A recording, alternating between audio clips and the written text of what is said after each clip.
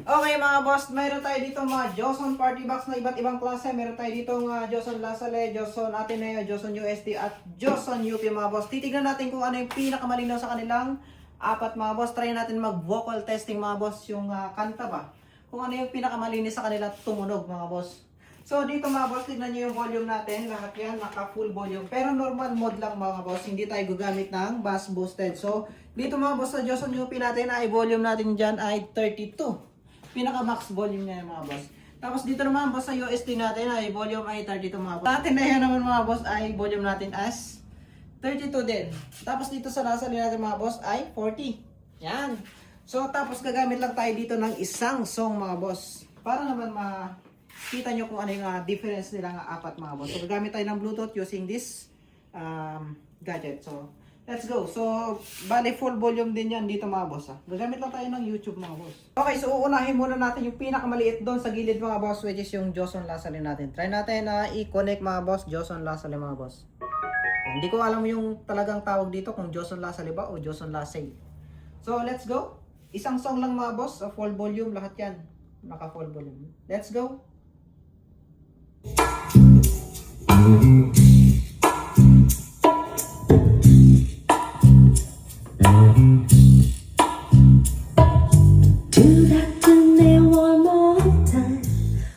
Is never enough with a man like you. Okay na yun. Baka makapira tayo. Try naman natin tong Joson Ateneo mga boss. Let's go. Joson Ateneo.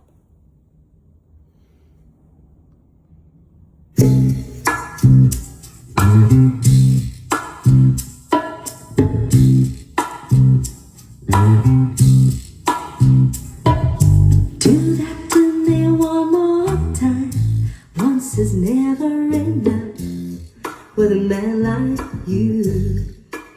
Okay na yun. Baka makapiright. Next, Joson UST mga boss. Let's go. Oh, do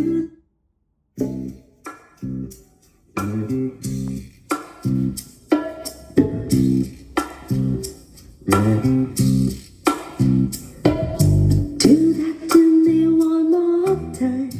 Once is never enough with a man like you.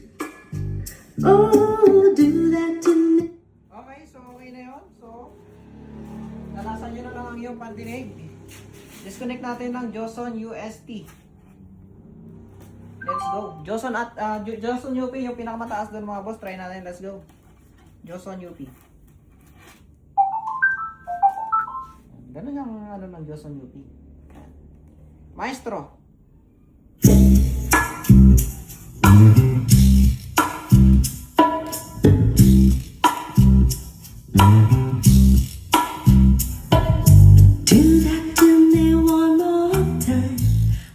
Is never enough with a man like you.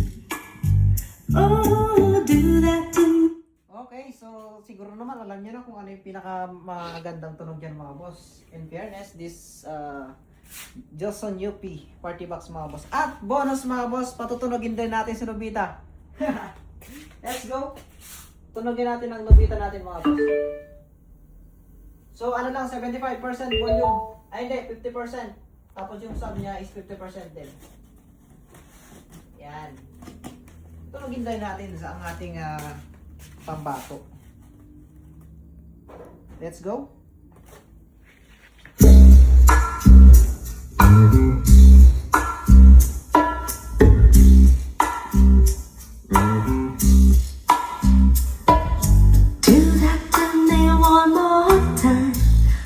Is never enough with a man like you.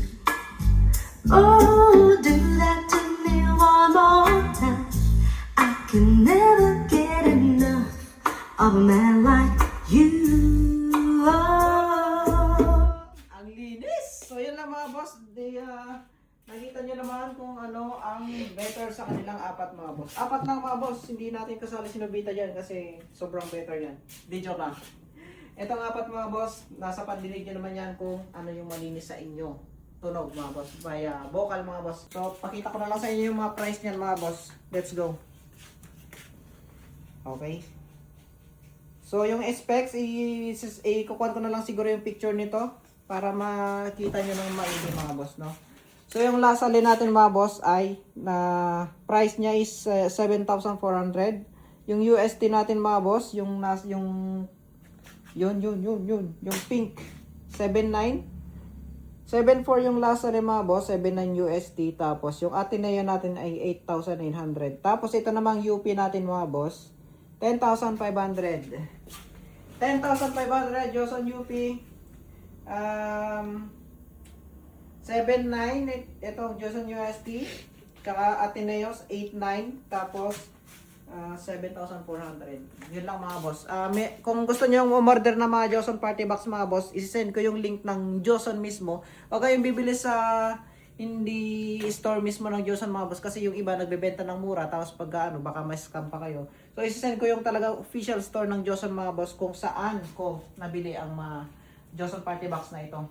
So wag kayong bumili sa ibang shop mga boss. Diyon lang sa Joson Appliances na legit mga boss. Para legit din yung makuha nyo syempre. So yun lang. Let's go.